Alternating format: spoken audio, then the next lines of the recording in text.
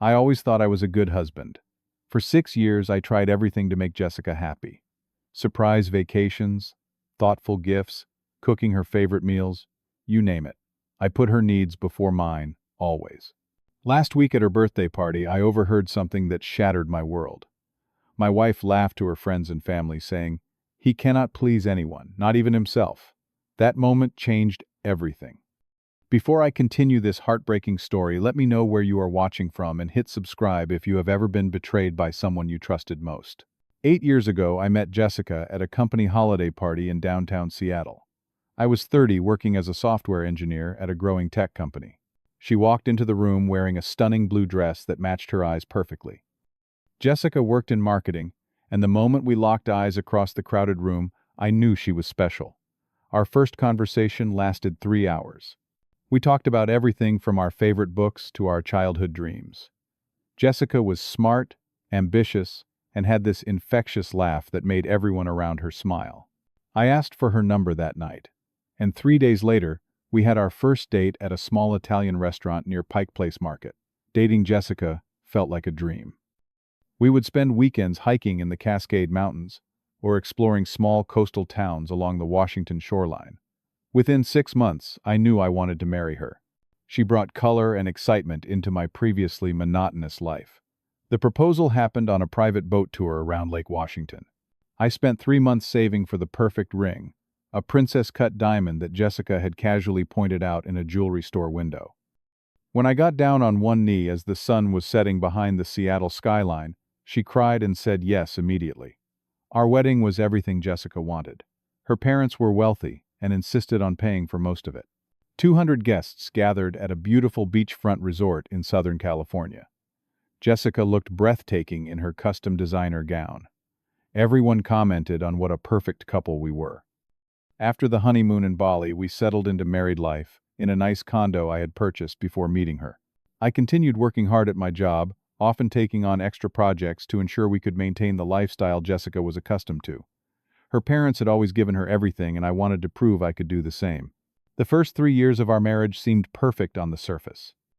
I surprised Jessica with thoughtful gifts, cooked her favorite meals, and planned weekend getaways whenever she seemed stressed from work. I reorganized my schedule to accommodate her social events and family gatherings. Her happiness became my primary goal, but there were small signs I chose to ignore. Jessica would sometimes critique the gifts I bought her. "This necklace is nice, but I showed you the one I really wanted," or "Why would you think I would like this restaurant?" Her complaints were subtle at first, delivered with a smile, but carrying an underlying disappointment. Her family was another challenge. The Walkers were old money, with deep connections in Seattle society. Her father, William, was an investment banker who never missed an opportunity to mention how I could be doing better in my career. Her mother, Patricia, would examine our home with a critical eye, often suggesting improvements that always happened to match her own taste. I worked hard to fit in with them, changing my wardrobe, polishing my manners, and even taking up golf because William enjoyed it. Despite my efforts, I always felt like an outsider, the poor boy from Idaho, who somehow tricked their daughter into marriage. Jessica never defended me during these uncomfortable moments. Instead, she often joined in with small jabs disguised as jokes. Around our third anniversary, something shifted in our relationship. Jessica spent more time with her friends and less with me. She became more critical of everything I did. The meals I cooked were never quite right. The vacations I planned always had some fatal flaw. Even when I tried to be intimate, she would sigh and say, "Let us just get this over with." I assumed it was just a phase. Perhaps she was stressed from work or dealing with some personal issues she was not ready to share. I tried harder to make her happy, convinced that if I just found the right approach, the woman I fell in love with would return. One Tuesday afternoon, I came home early from work, planning to surprise Jessica with tickets to a Broadway show she wanted to see. As I walked in, I heard her on the phone in our bedroom, the door slightly ajar. "Andy just does not get it," she was saying, laughing. "He tries so hard, but he cannot please anyone. Not his boss, not my parents, and definitely not me." I froze in the hallway, heart pounding in my chest. "No, seriously, Lisa," she continued. "Last night was a disaster. He has no idea what he is doing. Sometimes I wonder why I married him." That night, after she ended the call, I confronted her. My hands were shaking as I told her what I had overheard. Jessica seemed momentarily shocked, then defensive. You were spying on me. That is your problem, Andy. You are too sensitive. It was just girl talk, nothing serious. Lisa and I joke around. Do not make this a bigger deal than it is. But it was a big deal to me. The words kept replaying in my mind. He cannot please anyone. Still, I wanted to believe her explanation. I convinced myself it was just harmless venting. To prove her wrong, I worked even harder. I took on more projects at work, earning a small promotion and raise that allowed us to start looking at houses in better neighborhoods. I spent weekends doing whatever Jessica wanted, even if it meant missing football games with my friends or the hiking trips I used to love. A month after the phone incident, we attended a dinner party hosted by Jessica's friend Tanya. As I was helping clear the table, I overheard my name from the living room where the women had gathered. How do you deal with it? Tanya was asking. Andy seems so basic. Jessica laughed. You have no idea. I have to manage everything in our relationship. He would be lost without me telling him what to do. The women giggled, and Jessica launched into a story about how I had apparently embarrassed her at a work function by talking too much about boring tech stuff. I had no memory of this event, but the way she described me made me sound like an awkward teenager rather than a grown man. I said nothing that night, or the next time I overheard similar comments, or the time after that. Each incident chipped away at my self-confidence, but I kept trying to prove her wrong. Family gatherings became increasingly uncomfortable. William would ask pointed questions about my career trajectory, making it clear he thought I should be advancing faster. Patricia would suggest that Jessica could have done better. Jessica never defended me. Instead, she would often add to their criticism with stories that highlighted my shortcomings. Remember when Andy tried to fix the garbage disposal and we had to call a plumber, she would say, encouraging everyone to laugh at my expense. After these gatherings, I would ask Jessica why she never stood up for me. Her response was always the same. They are just joking, Andy. You need to lighten up. 6 months after the first phone call incident, Jessica mentioned a new colleague named Tom who had joined her marketing team. Suddenly, Tom became a regular topic in our conversations. Tom suggested this amazing restaurant downtown. Tom has such great taste in wine. Tom knows exactly how to handle difficult clients. I tried not to be jealous, but the comparisons were impossible to ignore.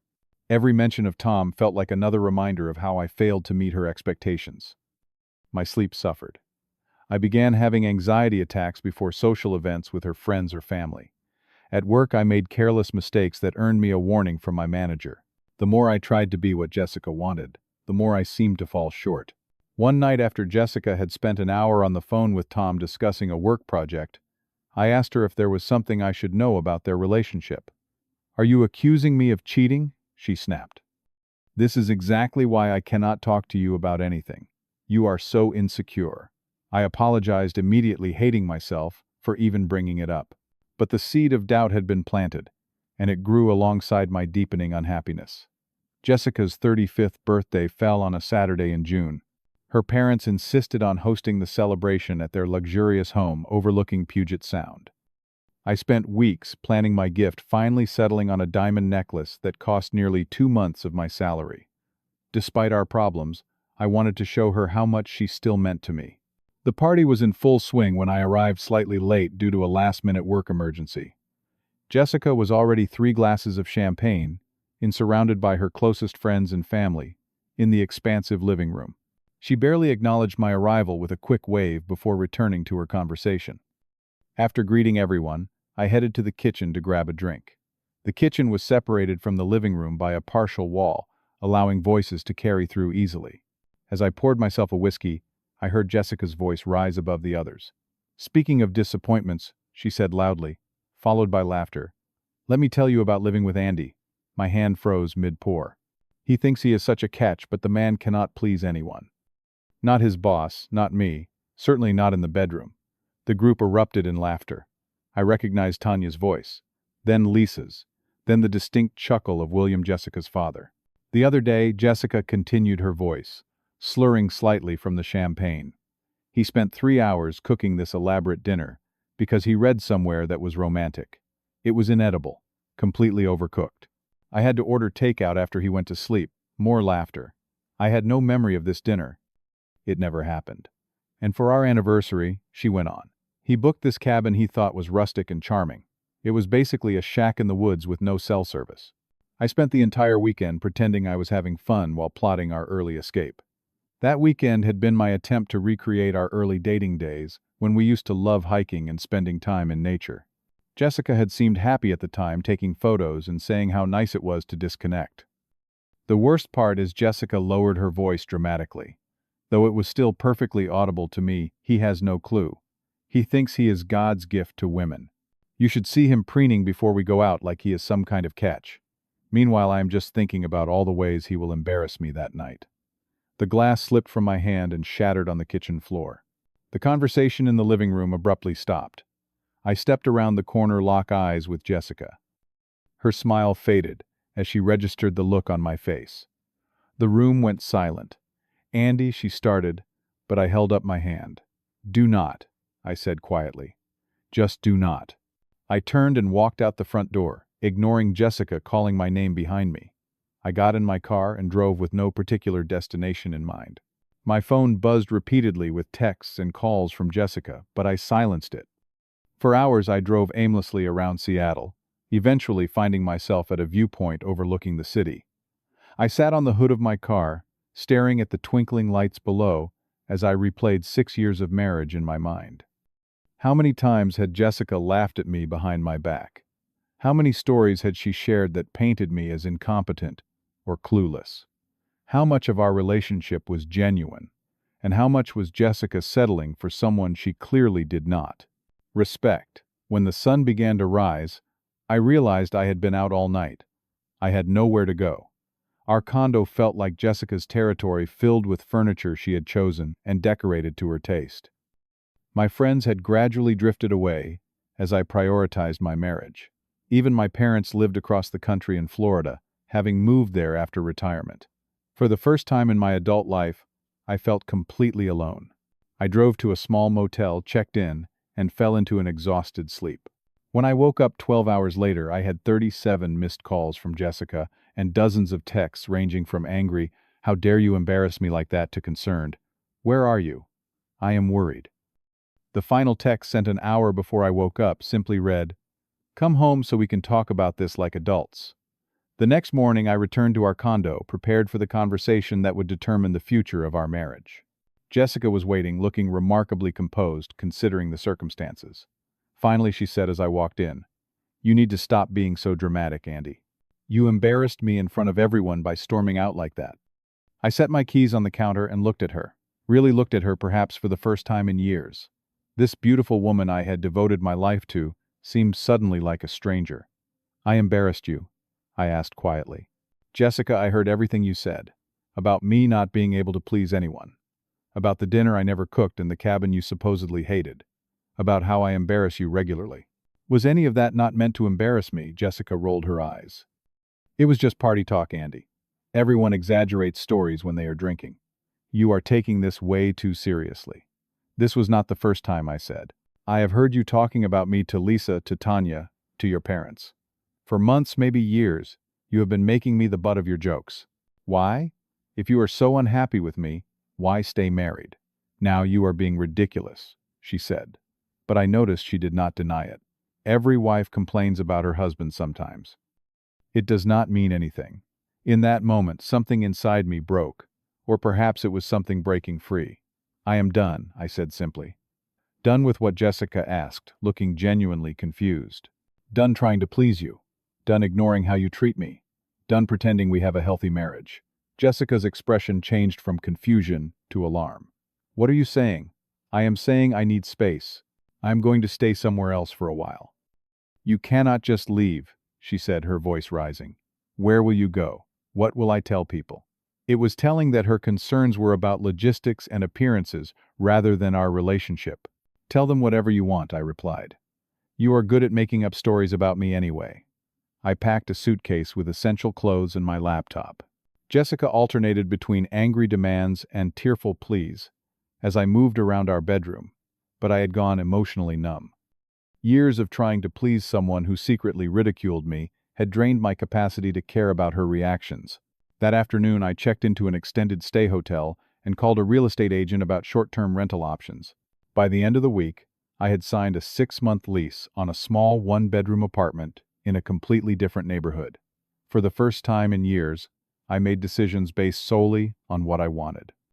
I bought furniture I liked, set up my home office the way I preferred, and decorated with artwork that appealed to me, rather than matching Jessica's carefully curated aesthetic. I also took stock of my life outside my marriage. I reached out to old friends I had neglected, started going to the gym regularly, and rediscovered my love of hiking. Each small step toward independence felt like shedding a heavy weight I had been carrying for years. Jessica's reaction evolved over the weeks of our separation. Initially, there were angry calls and accusations. "You are being childish," she would say. "You cannot just walk away because your feelings got hurt." When that did not work, she switched to guilt. "I miss you," she texted daily. "The condo feels empty without you." "I did not mean those things," I said. Finally, she tried manipulation. She showed up at my workplace unannounced, created scenes that embarrassed me with colleagues, and even enlisted her parents to call and pressure me to be a man and return home. None of it worked. With each attempt to pull me back into our dysfunctional dynamic, I became more certain that I needed to make the separation permanent. I consulted a divorce attorney who advised me on the process and helped me understand my financial options. Jessica and I had kept our finances mostly separate, with a joint account for household expenses. This simplified things considerably. When I finally told Jessica I wanted a divorce, she was stunned. "You cannot be serious," she said during a tense meeting at a neutral coffee shop. "You are throwing away 6 years because of one stupid comment at a party." "It was not just one comment," I replied calmly. "It was a pattern of disrespect that I allowed to continue for too long." "I deserve better, Jessica. And honestly, so do you.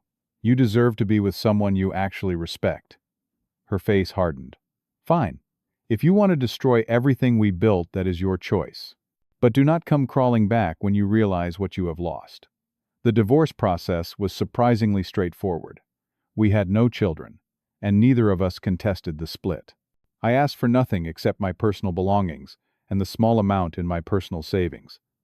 Jessica kept the condo, her car, and all the furniture. Her parents' money had paid for most of it anyway. 2 months into the separation, through a mutual friend, I learned that Jessica had started dating Tom, her colleague. The news should have hurt, but I felt only confirmation of my suspicions, and surprisingly relief. If there had been something between them during our marriage, at least now it was out in the open. During this time, I joined a support group for people going through divorce. The weekly meetings became an anchor in my new life, providing perspective and community when I needed it most. Through the group, I met Maria, a marriage counselor, who facilitated the sessions. She was kind, insightful, and had a way of cutting through emotional confusion to find clarity.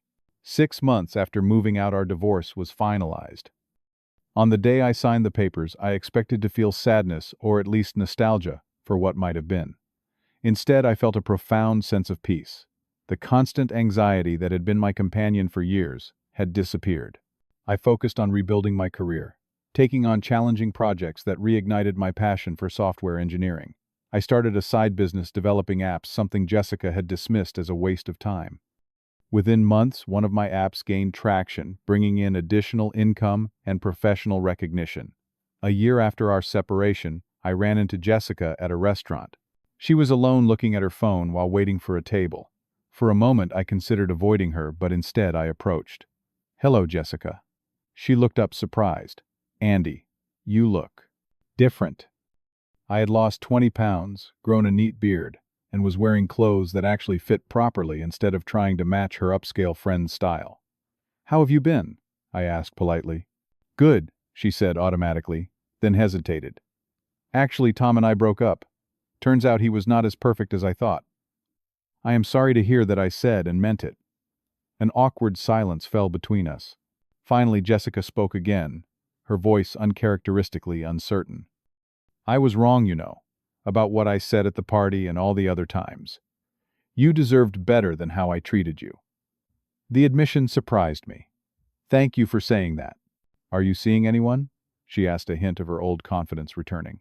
"Yes," I said simply. Maria and I had started dating 3 months earlier, taking things slowly and mindfully. Jessica nodded, looking away. She is lucky. As I walked back to my table where Maria was waiting, I realized that the anger I had carried was gone. In its place was something like gratitude. My marriage to Jessica had been painful, but it led me to discover my own worth. Looking back now, 2 years after that fateful birthday party, I can see the entire journey with clarity and even appreciation. The path from heartbreak to healing was not linear, but each step taught me something valuable about myself and relationships. The hardest lesson was learning that love should never require self-erasure. For years I dimmed my light trying to help Jessica shine. I mistook self-sacrifice for love, believing that my worth was measured by how much I could please others. This mindset did not serve either of us. Jessica did not respect me precisely because I had stopped respecting myself. When people ask me if I regret my marriage, I always say no. Those painful years were necessary for my growth. Without experiencing that kind of relationship, I might never have discovered my boundaries or recognized my own value. Sometimes we need to lose ourselves completely before we can truly find out who we are. Maria and I have been together for 18 months now. Our relationship is built on mutual respect and admiration. We support each other's independence while choosing to share our lives. The difference is profound. Love feels lighter when it is not weighed down by constant anxiety and performance. Last month, I received a wedding invitation from Jessica. She is marrying a doctor she met through her parents. I sent a polite gift but declined to attend. Some chapters are better left closed. I no longer worry about pleasing everyone. Instead, I focus on living authentically and treating others with kindness and respect. Ironically, this approach has brought more genuine connections into my life than all my previous efforts to make people like me. If my story resonates with you, I hope it gives you courage to examine your own relationships. Are you dimming your light to make someone else comfortable? Are you accepting disrespect because you think you do not deserve better? You do. We all do. What relationship lessons have you learned the hard way? Share your experiences in the comments below. If this story helped you see something in your own life more clearly, please like and subscribe to support more content like this.